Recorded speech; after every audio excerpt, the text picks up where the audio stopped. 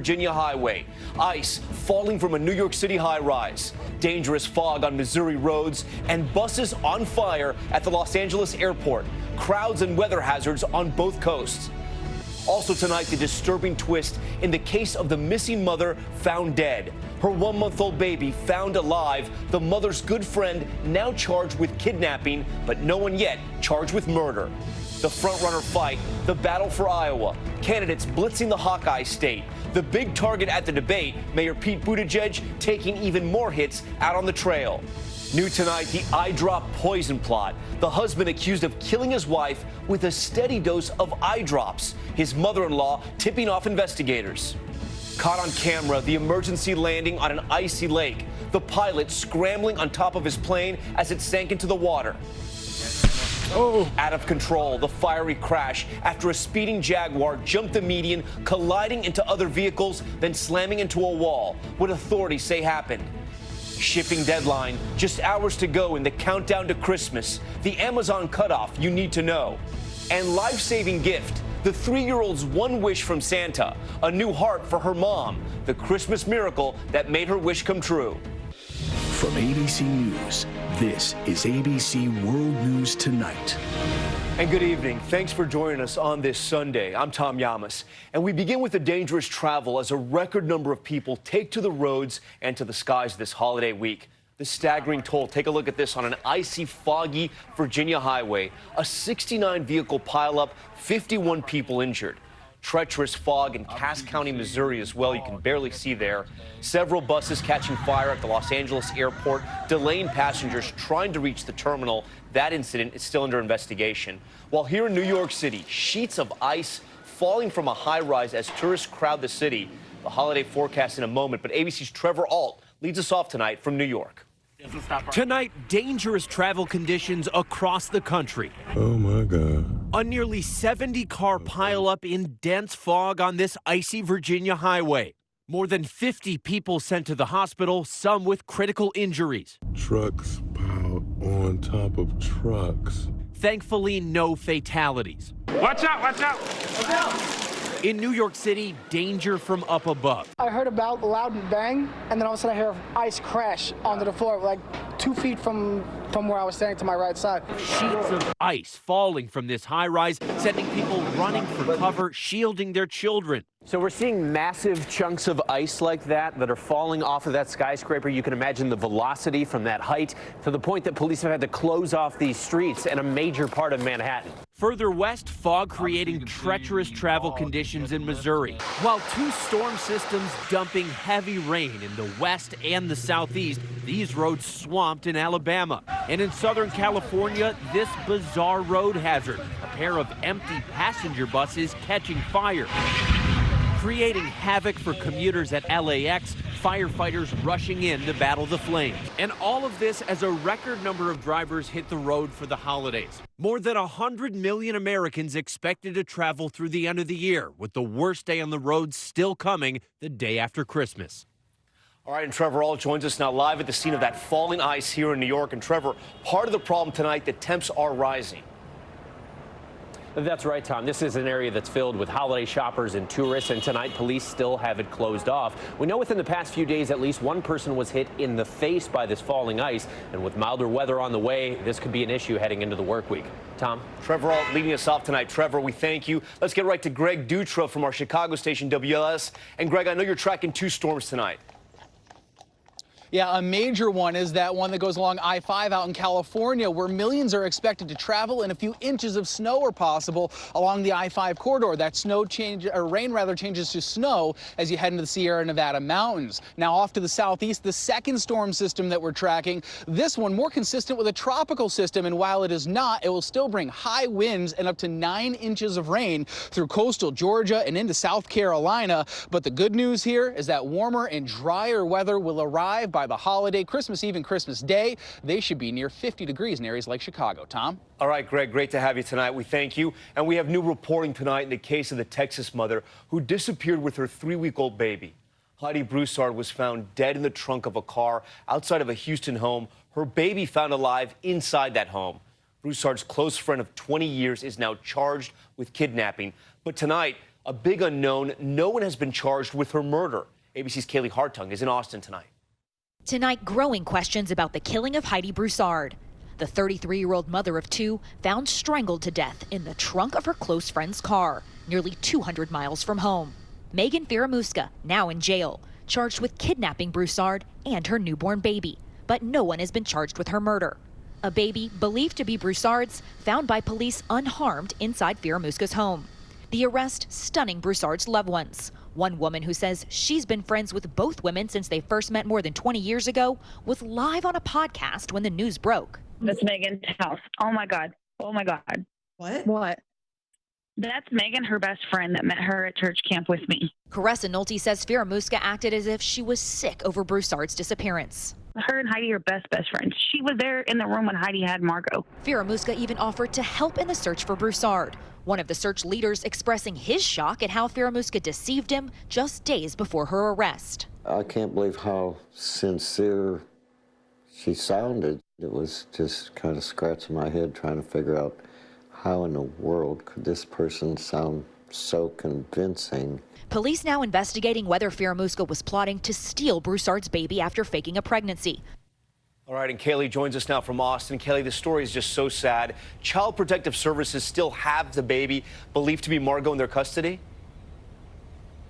That's right, Tom. This baby in a foster home until DNA tests can confirm the child's identity. Officials tell us they hope to have those results tomorrow, and then they'll be able to determine the proper home for that newborn.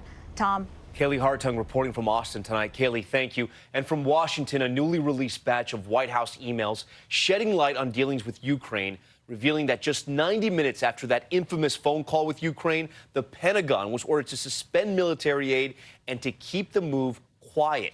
The emails playing into the impeachment drama and the battle over whether new witnesses should testify in the Senate trial.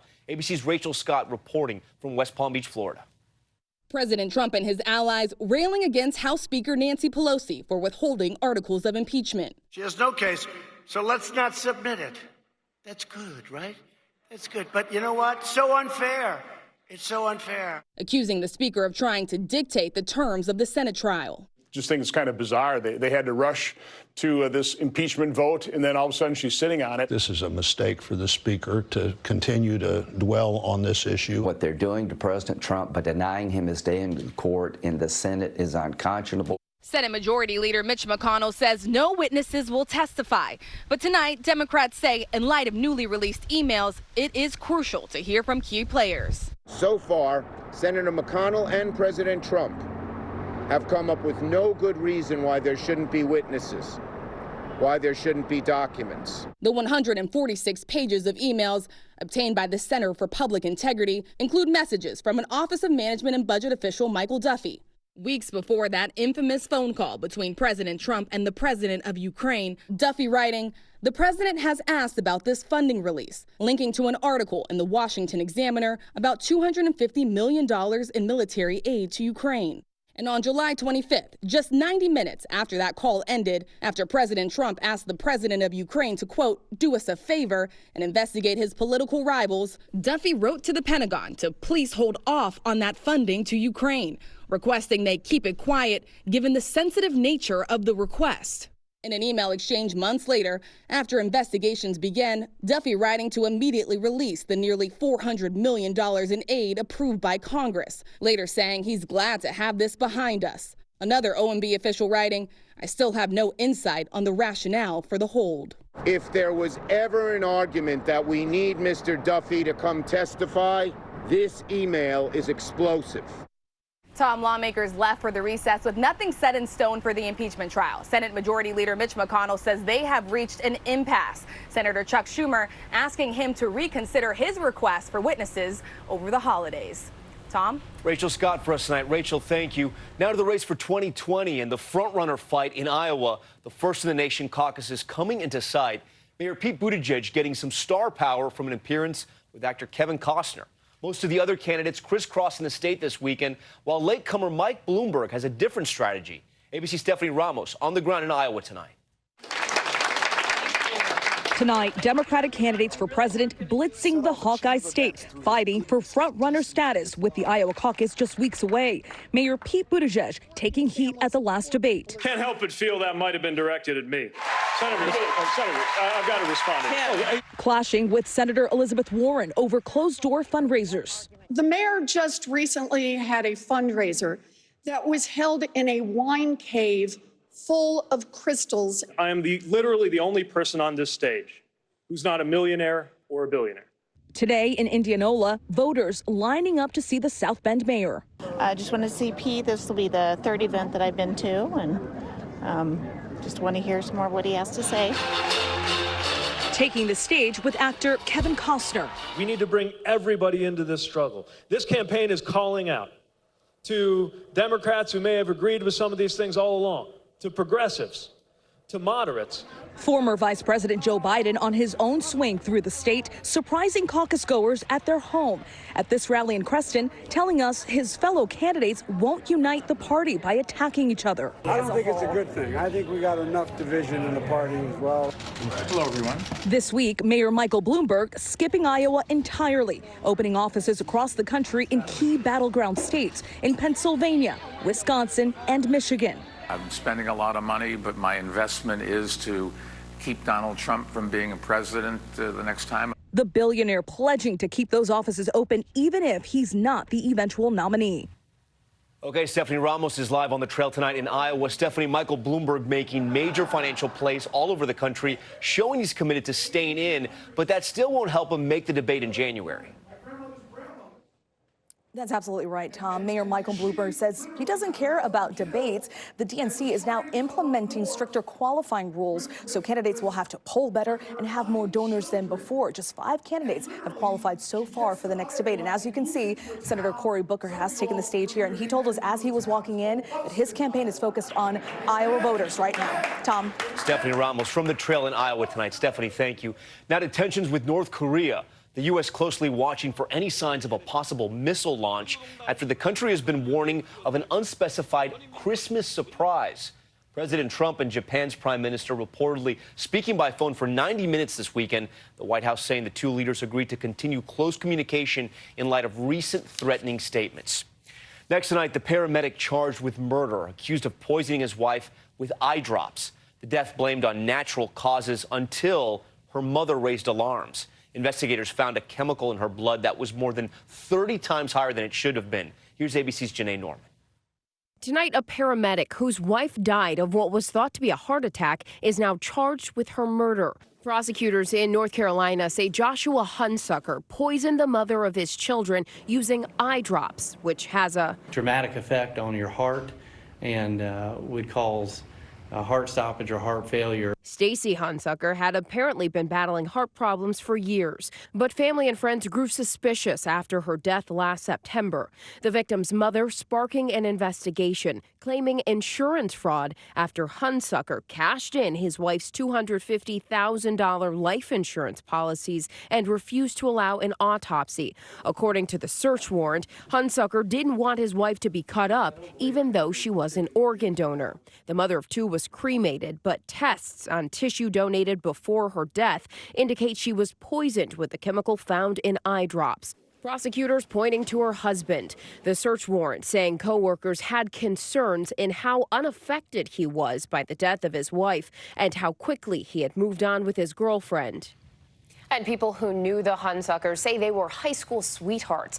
That widowed father is behind bars, being held on a $1.5 million bond. Just stunning details in this case, Tom. High school sweethearts, didn't know that. All right, Janae, thank you for that. Next to the emergency landing on an icy lake in Massachusetts, a small plane running into trouble, crashing into the water.